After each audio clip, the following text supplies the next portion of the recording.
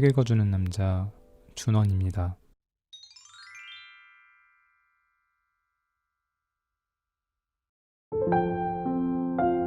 안녕하세요. 준원입니다.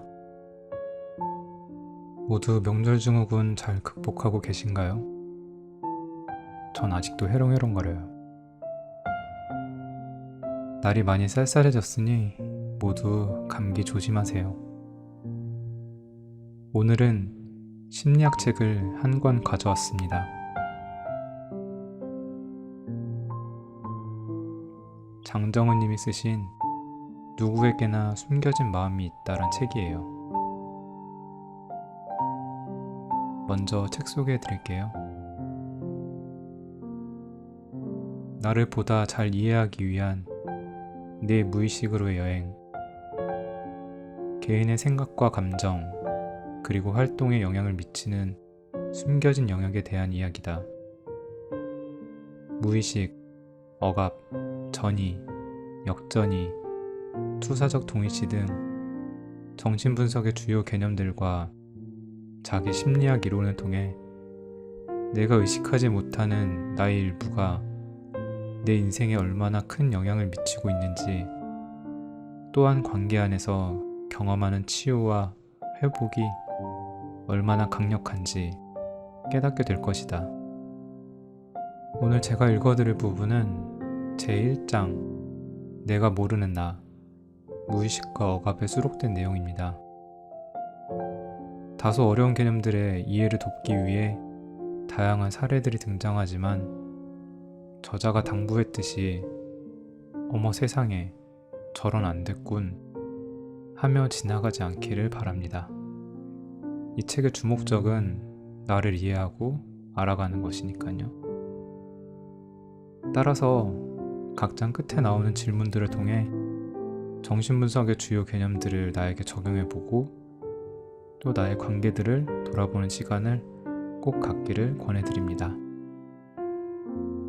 그럼 오늘도 편안하게 들어주세요. 제1장 내가 모르는 나, 무의식과 억압. 숨겨진 마음. 드라마나 영화에서 종종 보게 되는 장면이 있다.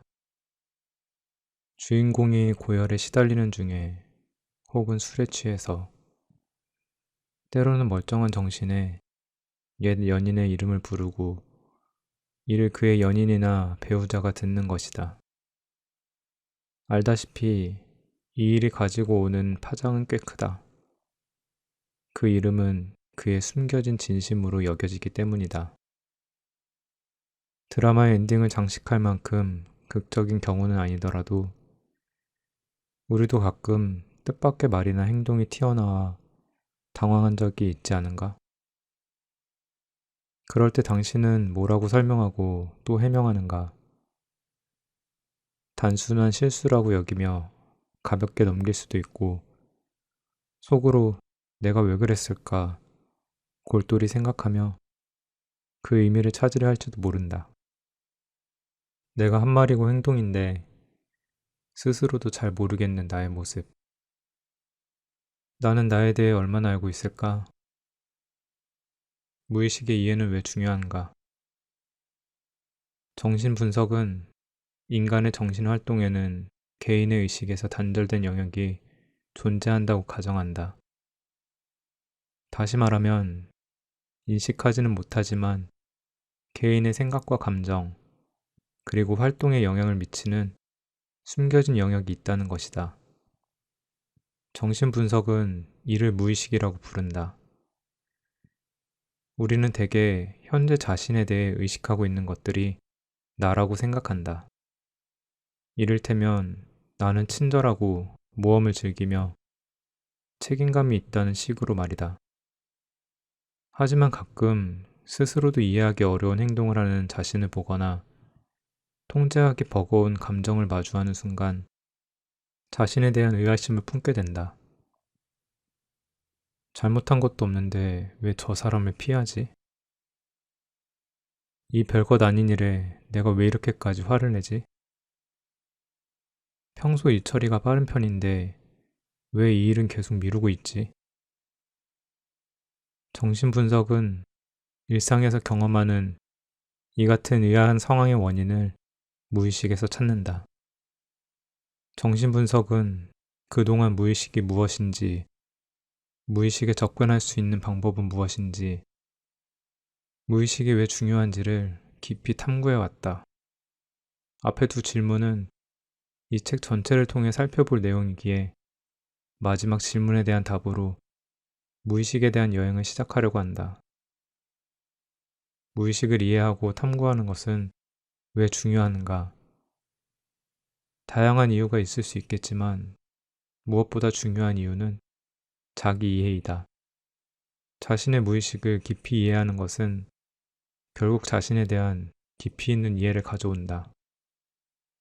의식의 중심을 두고 나를 이해하는 것은 나의 극히 일부만을 이해한 것이다. 내 무의식을 이해할 수 있을 때에야 비로소 나는 나의 많은 부분을 이해하게 된다.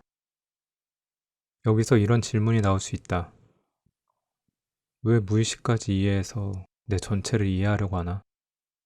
나에 대한 통합적인 이해는 내가 어떤 사람이며 내가 진심으로 원하는 것이 무엇이고 어떻게 살아야 하는지를 명확하게 보여주기 때문이다. 곧 내 무의식을 이해하여 나 자신을 이해하는 것은 정체성을 바로 세우는 일과 깊이 관련되어 있다. 더불어 자기 이해를 통해 궁극적으로 추구하는 것은 스스로를 존중하고 사랑할 수 있는 자기감을 고양시키고 나를 있는 그대로 수용하는 것이다. 오늘날 자존감에 대한 많은 이야기가 있다. 자존감이 심리 건강에서 핵심 개념으로 등장하고 또 강조되는 것은 다행스러운 일이다. 그런데 안타까운 것은 자존감에 대한 관심에서 주를 이루는 것이 자존감을 높이기 위한 의식적인 노력이나 단순한 방법들이라는 점이다.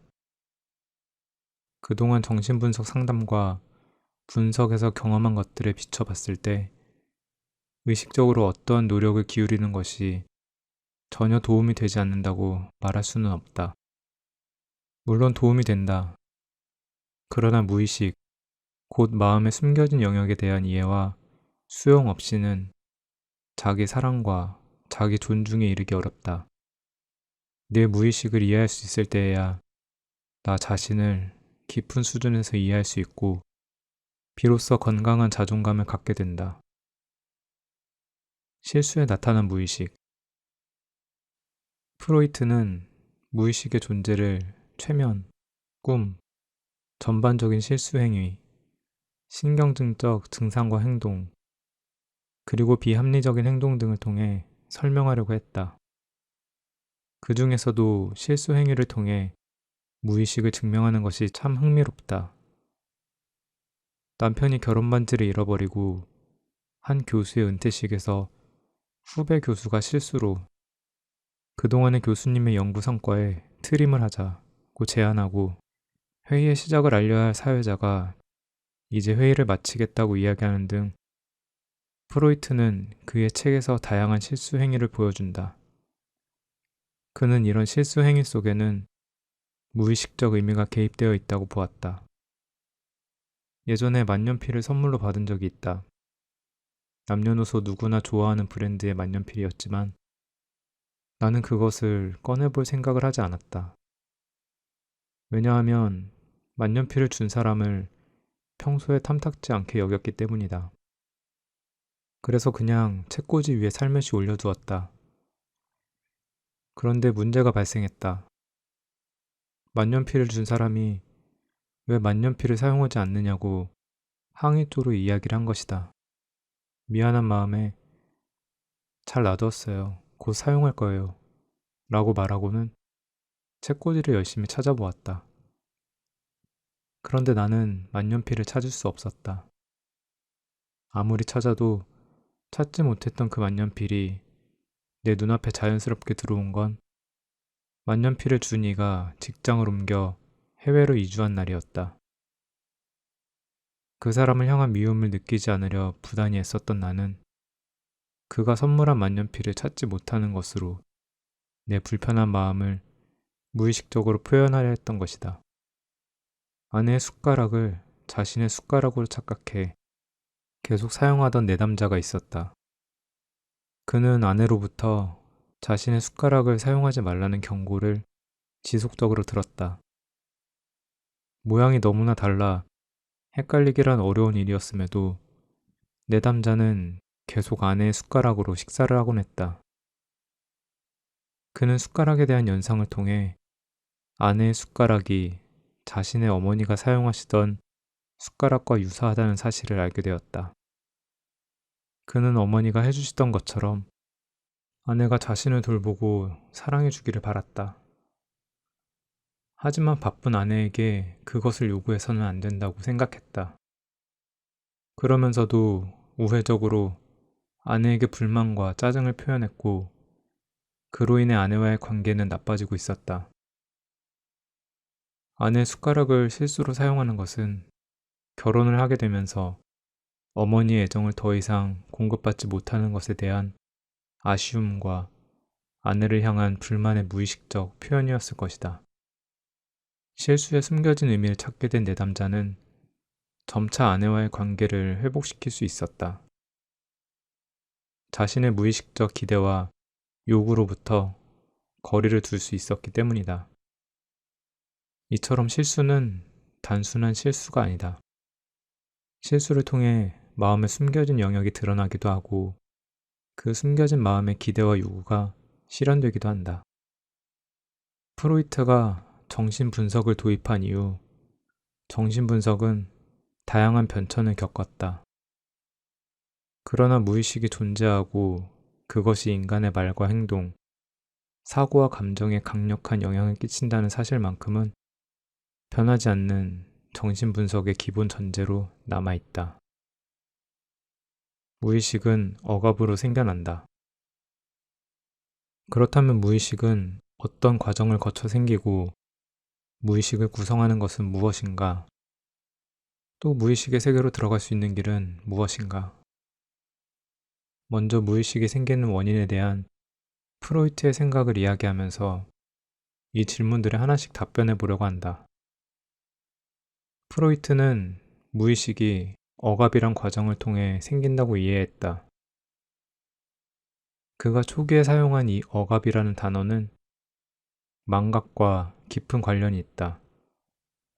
불쾌하고 고통스러운 감정이나 사건을 잊는 것이 억압과 깊은 관계가 있다는 이야기이다.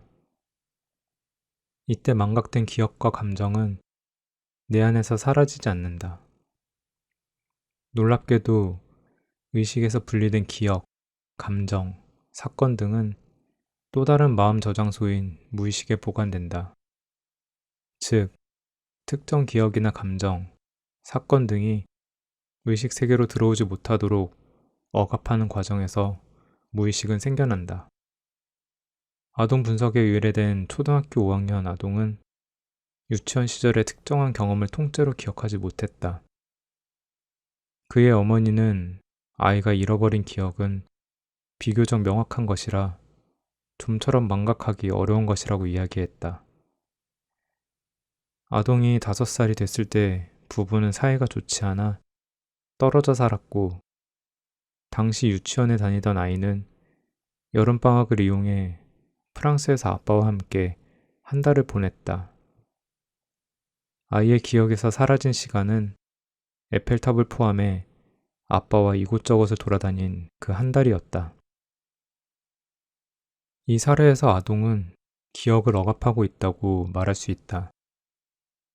이는 억압이 무엇인지와 억압이 어떤 조건에서 일어나게 되는지를 보여주는 좋은 예이다.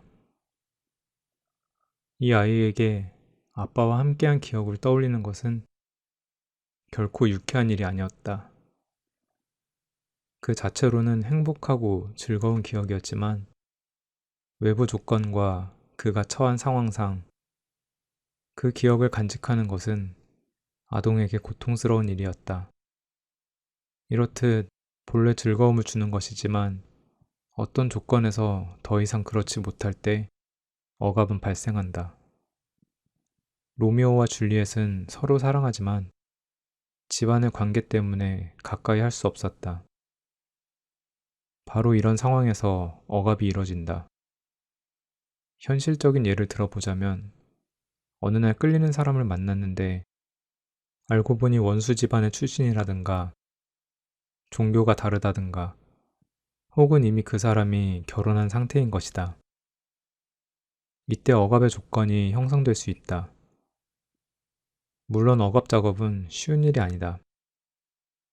사랑의 감정을 의식에서 멀리 쫓아보내려는 시도는 안타깝게도 많은 경우 실패한다. 사랑하지 말아야지 굳게 다짐하지만 그 사람을 보면 심장이 먼저 반응한다. 이런 경우 억압을 잘 수행하기 위해 의식적으로 정반대의 감정을 가지려고 한다. 나는 너를 사랑하지 않아. 나는 너를 미워해. 나는 너를 싫어해.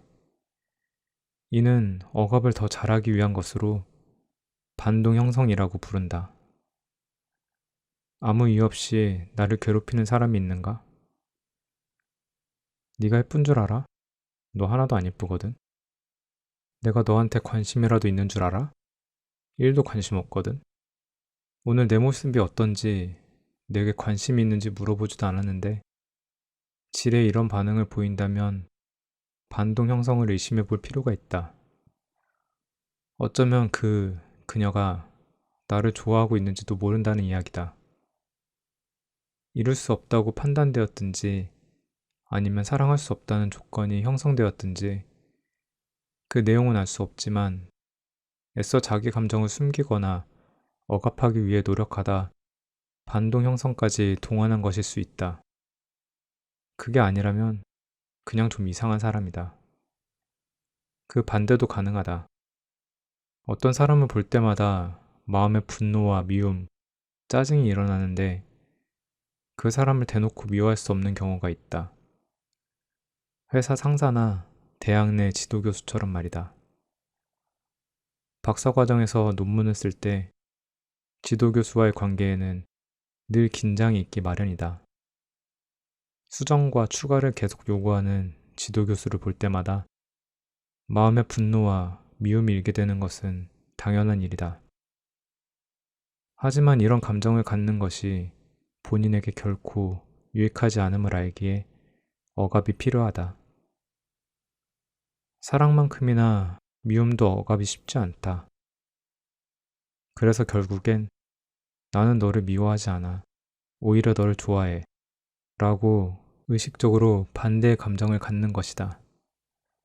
나는 학교에서 교수님 사랑해요. 교수님 강의가 정말 좋아요.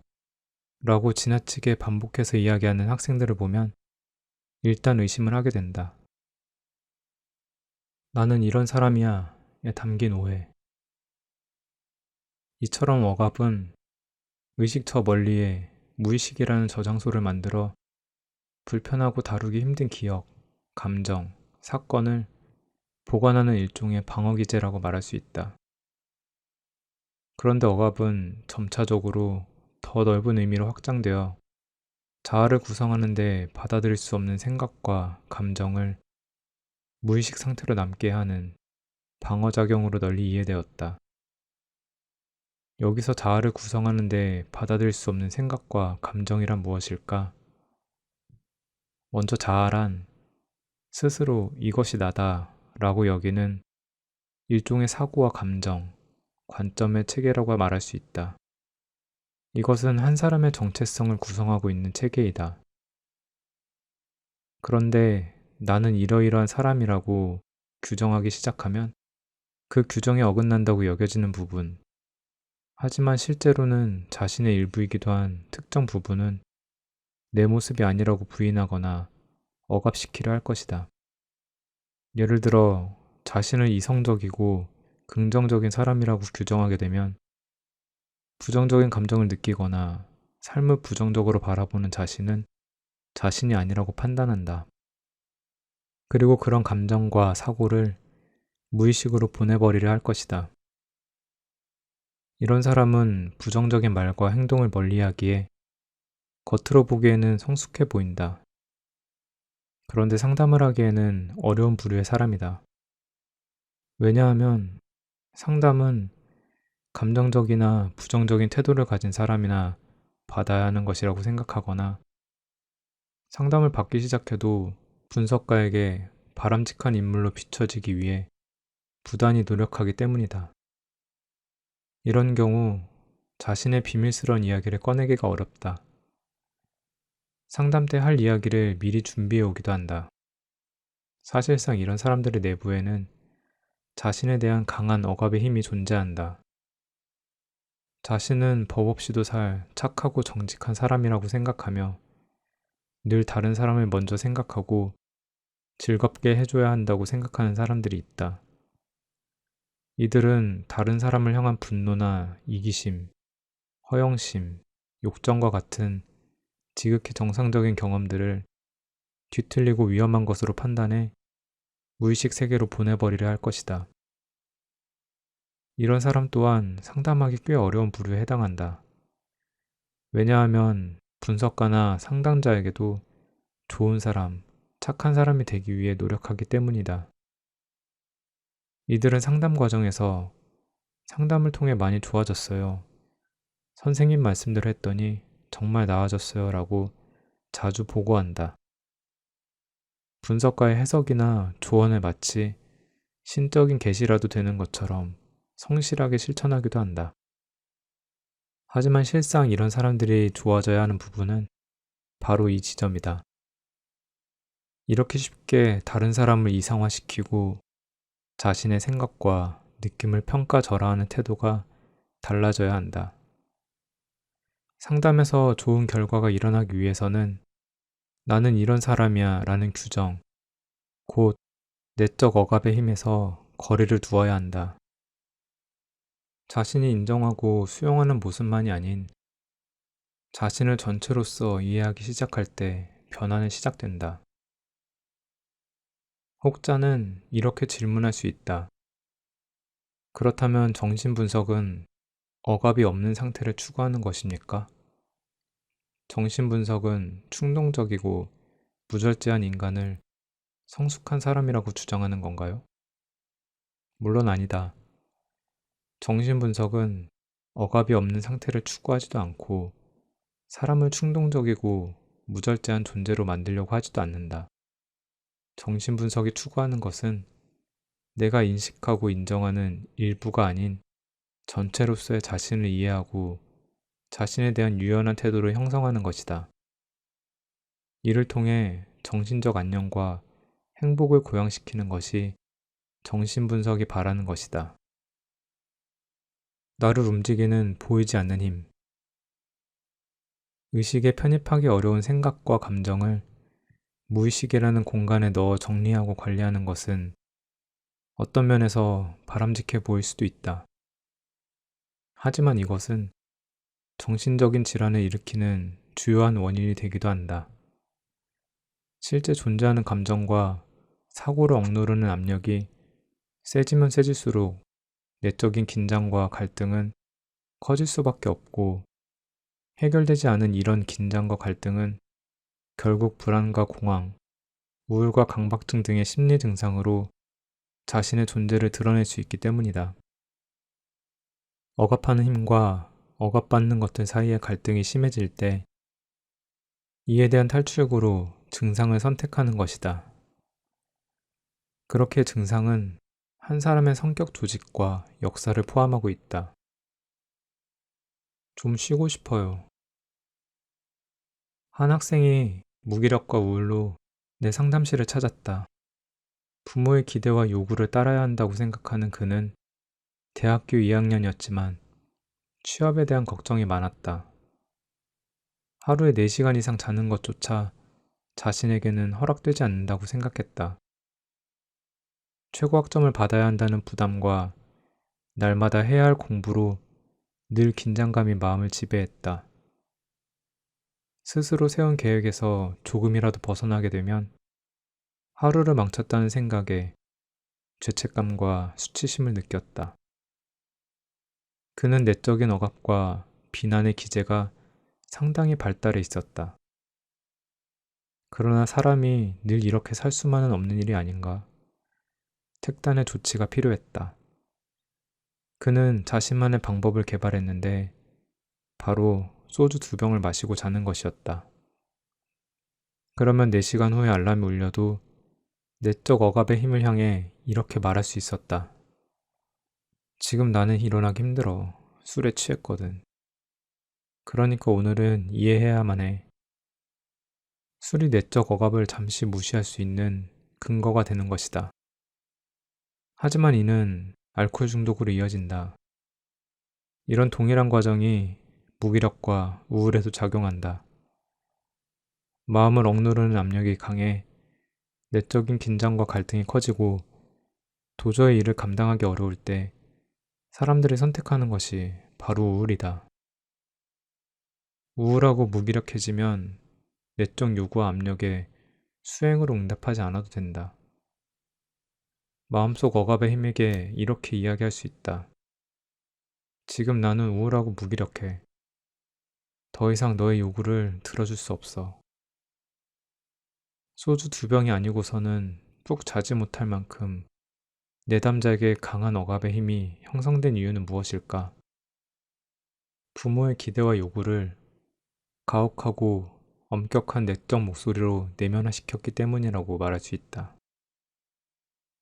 부모의 기대나 요구를 자녀는 자신을 이해하는 일종의 거울로 삼게 된다.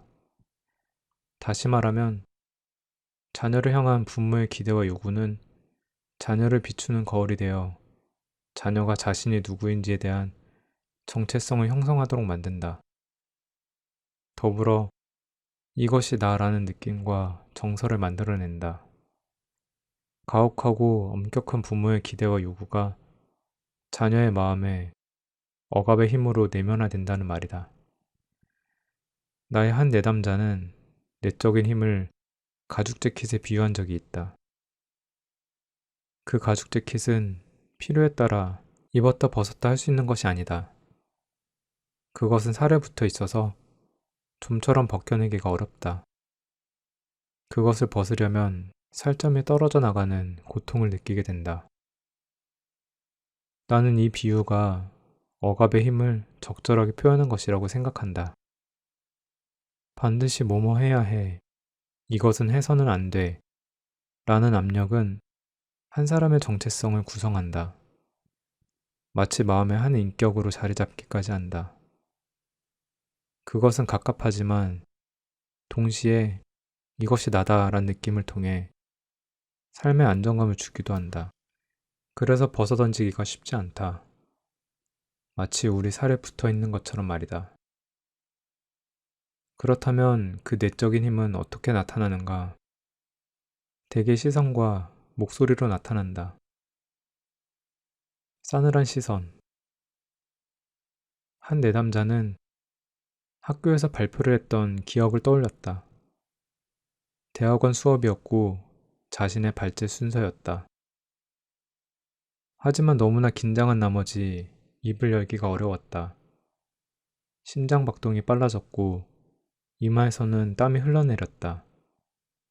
발표를 하기 위해선 마음을 안정시킬 시간이 필요했다. 그는 동료들과 교수님께 잠시 시간을 달라고 요구했고 그렇게 침묵 속에서 몇 분이 지나서야 발제를 시작할 수 있었다. 그는 그런 자신에 대해 며칠 동안 수치심을 느꼈다. 나는 뭐가 그토록 발표를 어렵게 했는지 이야기해달라고 말했다. 그는 발제를 듣는 교수님과 친구들이 자신을 평가하는 것으로 느낀 것 같다고 대답했다. 뭔가 떠오르는 게 있는지 묻자 그는 어린 시절 아버지가 자신을 혼내던 기억을 떠올렸다. 무엇 때문인지는 몰라도 아버지는 몹시 화가 났고 내담자의 종아리를 회초리로 때렸다. 그리고 이때 그가 떠올린 것은 맡고 있던 자신 옆에서 자신을 쳐다보던 어머니와 남동생의 시선이었다. 안쓰러워하는 시선이 아니라 맞을 짓을 했다고 여기는 듯한 차가운 시선에 내담자는 자신이 보호받지 못한다고 느꼈다. 물론 실제로 내담자의 어머니나 남동생이 그가 기억하듯 차갑고 쌀쌀하게 어린 내담자를 바라봤는지는 확인할 수 없다. 하지만 분명한 것은 당시 내담자가 그들의 시선을 그렇게 이해했다는 데 있다. 아마도 그 시절 가족 관계가 그가 그런 느낌을 갖게 하는데 한몫했을 것이라고 추측할 수 있다. 그가 발표의 순간에 공포스러울 만큼 긴장했던 것은 발표 당시 조용하게 앉아있던 교수님과 동료들의 시선을 차갑게 느꼈기 때문이다. 이는 무의식적 과정으로 자신이 지금 보호받고 있지 못하다는 강한 불안에 휩싸인 것이라고 볼 수 있다. 마음 깊이 자리 잡은 억압의 힘이 중요한 순간에 두려움과 공포를 유발시킨 것이다. 정신분석에서는 공포증의 많은 원인이 이런 가혹한 내적 억압과 깊은 관련이 있는 것으로 본다. 누구의 목소리인가? 내적인 억압의 힘은 엄격하고 가혹한 목소리로 경험되기도 한다. 아버지가 목사님이었던 한 내담자는 낮잠을 자기가 어려웠다. 늘 바른 자세로 한결같은 삶을 사셨던 아버지께는 한 가지 신념이 있었는데 바로 자는 시간 외에는 누워있지 말라는 것이었다. 아버지의 이런 신념은 아들이었던 내담자에게 내적 억압의 목소리로 작용했다.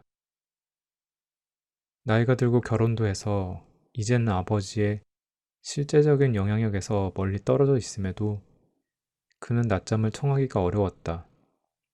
소파에 누워있으면 아버지의 목소리가 들려왔기 때문이다. 그렇게 게으르게 누워있으면 되겠니? 잠이 오다가도 이런 아버지의 목소리 때문에 그는 벌떡 일어났다. 우리가 구분하지 못할 뿐 우리 안에서 나를 향해서나 외부의 대상을 향해서 갖게 되는 느낌은 실제 우리 자신의 목소리가 아닌 것들이 많다.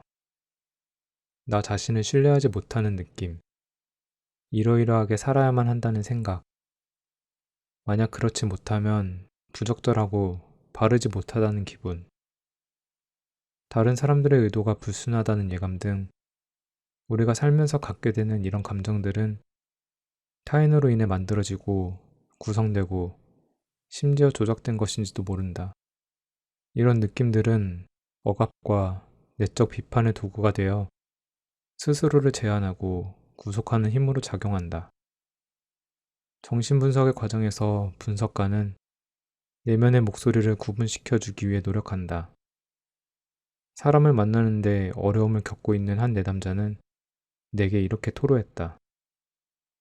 아마 전 평생 사람을 못 만날 거예요. 누가 나 같은 사람을 만나주겠어요?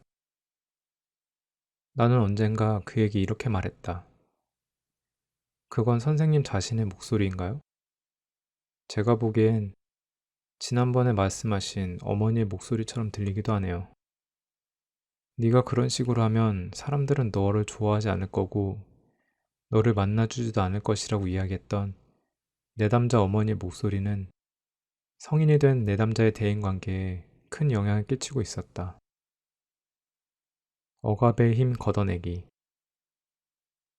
정신분석의 목표는 억압의 힘을 점차적으로 걷어내고 느슨하게 하는 데 있다. 물론 앞에서 언급했듯이 억압의 힘은 살에 붙어있는 가죽재킷처럼 강력해서 억압에서 완전히 자유로워지기란 어렵다. 어쩌면 불가능한 일을 정신분석이 시도하는지도 모른다. 그럼에도 정신분석은 이 억압의 힘을 완화시켜 개인이 보다 더 건강하고 행복한 삶, 주체적인 삶을 살게 하기 위한 이론과 치료적 개입을 개발하고 발전시켜 왔다. 프로이트는 그의 이론의 후기에서 억압을 유발하는 마음의 구조를 초자아라고 부르기 시작했다. 정신분석 이론의 변천에서 초자아는 상당히 중요한 역할을 한다. 초자아의 힘을 느슨하게 하거나 그 초자아를 부드러운 다른 대상으로 교체하는 일이 정신분석의 목표가 되었다. 어쩌면 우리의 삶은 물론 늘 그렇지는 않겠지만 단순하고 평화롭고 행복한 일들로 가득할지도 모른다. 하지만 그럼에도 우리는 늘 해야 할 일들로 버거워하고 누군가에게 쫓기는 듯 불안해하며 이 세상은 위험한 요소로 가득하다고 믿으며 살 수 있다. 그런데 이런 상태가 지속되면 불면증, 공포증, 신경증과 같은 문제가 찾아올 수 있다. 이는 내적인 억압의 힘인 초자아가 비대해지고 또한 지나치게 가혹해진 탓이라고 말할 수 있다.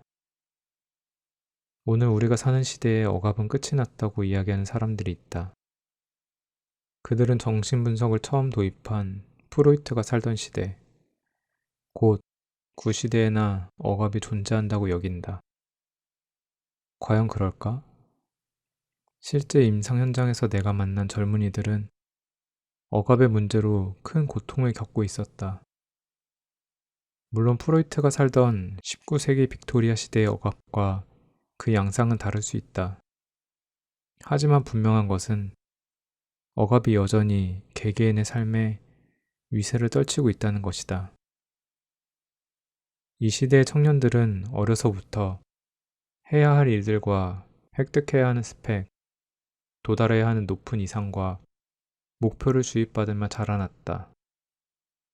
그리고 이는 내적으로 강력한 초자아를 구성하여 억압하는 힘으로 작용한다. 얼마나 많은 대학생들이 상담실에 찾아와 심적인 부담감을 호소하는지 모른다. 해야 할 일들에 대한 생각에 잠을 이루는 것조차 어려운 이들이 많다. 만약 도달하기 어려운 목표와 이상에 근접할 때에만 평안함과 안정감을 느낄 수 있다면 우리는 얼마나 큰 긴장과 불안, 심적 부담감을 갖고 살게 될 것인가. 그러므로 정신분석에서 초자아를 다루는 것은 여전히 아주 중요한 일이라고 볼 수 있다.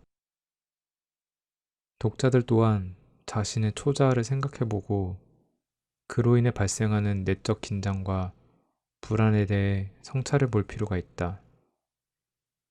이는 인생 전반에 대해 돌아보고 살펴보는 일이 될 것이다. 지나치게 자신을 제한하고 얽어매고 구속해 오지는 않았는지 생각해 봐야 한다. 이제는 그런 힘으로부터 놓여나 자유를 누려야 할 때인지도 모른다. 억압을 우리 삶에서 몽땅 몰아내야 한다는 말이 아니다. 억압은 우리 삶에 필요하다. 갑작스레 억압이 필요하다고 말해서 이상하게 들릴지 모르지만 불가피한 억압은 우리가 현실 세계에 적응하기 위해 필요한 것이다. 욕망은 한 사회의 정상적인 교육과 경제 체계 속에서 적응적인 방식으로 실현되어야 하기에 불가피한 축소와 제한이 뒤따른다. 그렇기에 문명 사회에서 욕망의 상실과 이에 따른 애도 작업은 존재한다. 내가 자유로워지자고 이야기하는 억압은 불필요한 억압이다. 곧 반드시 나를 향하지 않아도 되는 억압이다. 그 억압을 완화시키고 경감시켜야 한다. 억압의 이완은 분노를 표현하지 않던 사람이 분노를 드러내고 조용히 소극적으로 행동하던 사람이 자신의 의사와 주장을 당당하게 표현하는 것으로 나타난다. 그렇다면 어떻게 억압을 완화시킬 수 있을까? 먼저 억압의 근거를 알아야 한다. 결국 무의식으로 들어가야 한다는 말이다. 마음속으로 향하는 길. 우리는 어떻게 무의식에 접근할 수 있는가? 무의식은 감춰진 영역이기에 좀처럼 의식되기 어렵다. 그것은 실수행위나 꿈을 통해 모습을 드러내긴 하지만 그 순간조차 자신을 온전히 드러내지 않는다. 따라서 무의식의 내용을 구체적으로 알기란 매우 어려운 일이다. 정신분석은 그동안 무의식을 이해할 수 있는 방법을 찾고 발전시키려고 애써왔다. 정신분석이 분석하려고 하는 대상이 다름 아닌 무의식이기 때문이다. 무의식으로 들어가는 길을 찾는 것이 정신분석의 가장 중요한 임무 중의 하나일 것이다. 이 책의 내용도 여기에 초점이 맞춰져 있다. 어떻게 내 무의식을 깨닫고 이해하며 그로 인해 건강하고 행복한 삶을 살 수 있는지에 강조점이 있다. 초기 유년 시절의 사건. 프로이트는 무의식을 의식화하는 작업을 고고하게 빗대어 설명했다. 무의식의 내용이 대부분 초기 유년 시절의 사건이나 환경과 깊은 관련이 있기 때문이다. 즉, 무의식을 이해한다는 것은 초기 유년 시절을 이해하는 것이며 그때 이야기를 재구성하는 일이기도 하다. 마치 고고학자가 숨겨진 고대 유물을 찾기 위해 관련 정보들을 모아 적절한 지역을 찾아내고 또 땅을 파들어 가듯이 분석가는 내담자의 무의식 세계에 들어가기 위해 내담자의 이야기를 듣고 중요하게 여겨지는 정보들을 연결시킨다. 전생에 걸쳐 무의식에 들어가는 방법을 찾기 위해 집요하게 연구했던 프로이트가 무의식의 의식화를 위해 처음 도입한 방법은 최면기법이었다. 최면 상태에서는 어렵지 않게 어린 시절의 기억을 떠올리게 되어 무의식을 이해할 수 있는 기회를 얻을 수 있다. 하지만 프로이트는 자신이 최면을 거는 데 익숙하지 않은 데다가 최면 상태에서 얻은 정보들을 통해 무의식의 내용을 알게 된다 해도 이상하게 치료가 잘 되지 않는다는 것을 알게 되었다. 그래서 그가 개발한 방법이 자유연상이다. 자유연상이란 마음속에 떠오르는 어떤 것이든 분석가에게 전달하는 것이다. 자유연상에 대해 더 설명하기에 앞서 최면기법에서 자유연상으로의 전환이 갖는 의미를 설명할 필요가 있다. 무엇보다 중요한 사실은 무의식의 내용을 알게 되었다고 해서 반드시 변화로 이어지지는 않는다는 것이다. 최면을 통해 알게 된 무의식의 정보를 상담사가 내담자에게 알려주어도 큰 변화가 없을 수 있다. 왜냐하면 단순한 알면 변화로 연결되지는 않기 때문이다. 자신의 무의식에 대해 알게 된 내담자는 아, 그래서 제가 이런 거군요. 라고 반응하게 된다. 그러나 그것이 증상을 사라지게 하거나 자신을 바라보는 관점의 변화를 동반하지는 않는다. 왜냐하면 프로이트의 표현대로 무의식의 내용이 단순히 등재된 것이기 때문이다. 암 자체로는 변화를 일으킬 수 있는 무의식과 의식의 연결로까지 나아가지는 못한다는 의미다. 프로이트는 자유연상을 통해 내담자 스스로 무의식을 찾아가는 것이 이런 문제를 해결할 수 있다고 보았다. 분석을 받아도 변화되지 않는 걸요. 많은 사람들이 이렇게 이야기한다. 나는 정신분석 공부도 했고 실제로 분석도 많이 받았어요. 그런 과정을 통해 내 무의식을 많이 이해하게 되었죠. 그런데 그래도 여전히 치료가 일어나진 않던데요. 이런 일이 일어날 수 있는가? 물론이다. 이것은 두 가지 가능성 중에 하나이다. 하나는 분석 공부와 실제 분석을 통해 얻어진 통찰이 잘못된 것이다.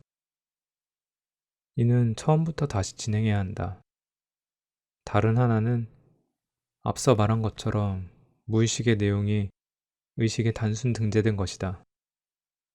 깨달음이 바로 변화를 가져오지는 않는다. 의식은 아직 이를 받아들일 준비가 되어 있지 않기 때문이다. 여기서 정신분석에서 중요한 시의적절성의 문제가 대두된다. 아무리 사람의 마음을 훤히 내다보는 분석가라도 내담자가 무의식을 받아들일 준비가 될 때까지 기다려야 한다. 나는 미국에서 오랜 기간 정신분석 수련을 받았는데 수련의 핵심 중 하나를 이야기하자면 시의적절한 개입이다. 이는 숙련된 분석가와 초보 분석가를 구분하는 기준이 된다. 분석을 통해 내담자의 무의식이 밝혀졌다고 하더라도 분석가는 인내하며 신중하게 해석의 시기를 기다려야 한다. 내담자가 준비될 때까지 해석을 미뤄야 한다는 뜻이다. 아무리 좋은 말이라고 해도 상대방이 받아들일 준비가 되어 있지 않다면 그 어떤 효과도 거두기 어려운 것과 마찬가지이다. 떠오르는 대로 말해보세요. 앞에서 잠시 언급했듯이 자유연상은 머릿속에 떠오르는 것을 거르지 않고 분석가에게 전달하는 것이다. 분석가는 첫 회기에 자유연상 기법에 대해 다음과 같이 설명하면서 교육한다. 분석을 시작하면서 중요한 원칙은 마음에 떠오르는 것을 가능한 한 편집하지 않고 제게 이야기해 주시는 겁니다. 그것이 꿈에 대한 것이든 치료와 관련된 생각이든 상관없습니다. 떠오르는 것을 가감없이 제게 이야기하는 게 쉬운 일은 아니겠지만 혹 이야기하기 어렵다고 느끼셨다면 그 느낌을 제게 알려줄 수 있는지 보세요. 이렇게 설명하면 이후에 자유연상이 잘 이루어질까? 아니다. 많은 내담자들이 자유연상을 꺼리고 분석가가 질문을 던져줄 것을 요구하기도 한다. 머리에 떠오르는 것을 가감없이 표현한다는 게 결코 쉬운 일이 아닐 것이다. 그것이 분석가에 대한 분노거나 자신의 은밀하고 수치스러운 부분이라면 더더욱 그럴 것이다. 어린 시절부터 가족의 비밀은 이야기하는 것이 아니라는 교육을 받고 자란 사람이라면 더욱 자유연상을 하기 어렵다. 종교적으로나 도덕적으로 고상한 사람들에게도 자유연상은 무척 어려운 과제다. 이런 사람들에게 비밀스러운 비윤리적인 공상을 이야기하기란 죽기보다 힘든 일이기 때문이다. 그들은 이런 이야기를 해야 한다는 강요를 받는다고 느끼면 상담을 그만두게 될 것이다. 하지만 자유연상은 매우 중요하다.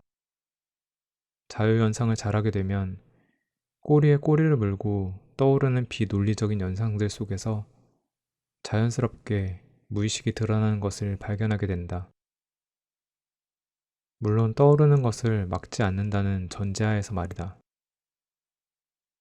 떠오르는 것을 편집하지 않고 이야기한다는 것이 아예 불가능한 일은 아니지만 대단히 어려운 일임에는 틀림없다.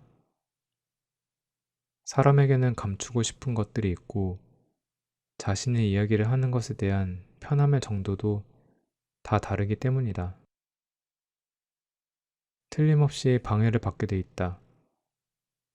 프로이트는 이 방해를 저항이라고 불렀다. 여기 방해꾼이 있다. 자신을 숨김없이 드러내는 데에는 방해꾼, 저항이 존재한다.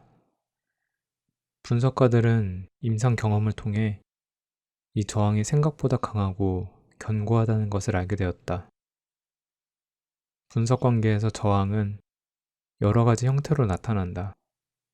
대표적인 것이 결석하기, 분석 중단하기, 분석비 내지 않기, 침묵하기, 관련 없는 이야기하기 등이다. 이것들이 저항이라는 사실을 알게 되기까지는 오랜 시간이 걸리기도 한다. 그만큼 저항은 내담자 스스로도 이해하지 못할 만큼 세밀하고 정교하게 구축되어 있다. 1년 이상 분석을 받아온 한 내담자는 분석 회기에 자주 결석한 탓에 1년이 지난 시점에 겨우 17회기의 상담을 진행한 상태였다. 잦은 결석 탓에 분석은 지지부진했고 2주에서 3주가량을 띄엄띄엄 만나다 보니 상담자인 나 또한 내담자에 대한 것을 쉽게 잊게 되었다. 참석을 하는 날에는 자주 지각을 했다. 나는 상담이 제대로 진행되지 못하고 있다는 데 대한 부담을 느꼈다. 내담자는 결석과 지각에 대해 이야기할 때면 상담이 부담이 되거나 오기 싫은 것은 결코 아니라고 말했다. 나를 만나는 것이 무척 기대가 되고 상담하러 올 때마다 기분이 좋아진다고도 했다. 그럼에도 그의 지각이나 결석은 좀처럼 나아지지 않았다. 1년이 지난 어느 시점에 나는 다시 한번 지각과 결석에 대해 언급하며 잦은 지각과 결석으로 분석이 진척되지 않는 것처럼 느껴진다고 이야기했다.